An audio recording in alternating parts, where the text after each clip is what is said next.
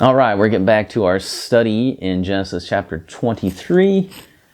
And this is called Greeting Them from Afar, talking about the promises that Abraham and Sarah, were greeting from afar. And this is verses 7 through 11 here. Call this, I give you the cave. So obviously it's from Ephron's words. And so now we're getting into what was it like to make a deal in the land of the Hittites. So this is probably part of the story that we're like, what? What's going on here? So it kind of helps to stop and think about what's going on here.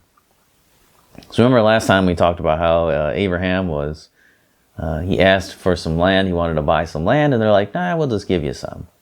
We'll just let you use some of our land. We're not going to actually, So basically it doesn't really change his status at all because he's already just sojourning in their land. He's living on land that's not his. So they're like, you can bury your dead on land that's not yours too. So nothing's really changing. They're just like, well, you can use one of our tombs. And it's our tomb. Still our tomb. It won't be your tomb. You won't own any land. You can just use it. Just like you're living in it. So, but as we go through the story here in 7 through 11, we see that Abraham's not willing to settle for just borrowing a grave. He doesn't want to just borrow a cemetery. He wants to own it. He stands and addresses the men of the city. So instead of just leaving his request as a generic appeal for land, what he does, he asks for a specific place with a specific owner. It's a good tactic, good idea on Abraham's part, because now it forces the owner, who in this case is Ephron, to make a decision. He could have just said to the group, hey, I want to buy some land, and they can easily dismiss that as a group. They all could just turn away like, I don't think so. But here he's going after specifically putting Ephron on the spot.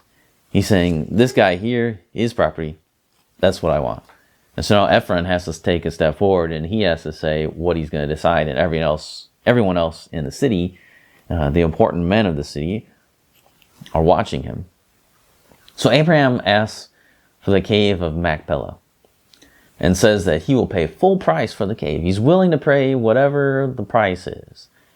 So Ephron comes back with, no, my lord, hear me. I give you the field, and I give you the cave. So Ephron's saying, I understand you want to buy it, but let me just give it to you. It can be yours. I'll just give it to you. Now, is this a generous gift on the part of Ephron? Now, some people take it, well, he's just trying to be nice. He's recognizing that he's a prince and that he's honoring Abraham here. He's just like, well, I'll just give it to you. You're such a great guy. I just want you to have the land. Is that what's going on here? If you stopped here in the story, that's what it kind of looks like, right? Ephron's being a nice guy.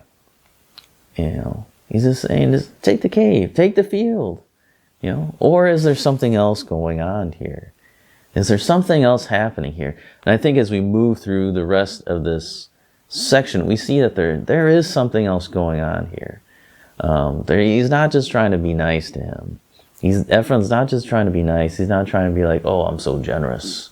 Look at me, in front of all the other men there. This is bargaining. This is a bargaining session here. Got Abraham that wants to buy, Ephron is the seller, and this is kind of the haggling process that is going on here. And so we'll kind of look at that next time when we look at verses 12 through 16. So come on back and we'll take a look at how Abraham weighs out the silver and he's willing to pay for the property.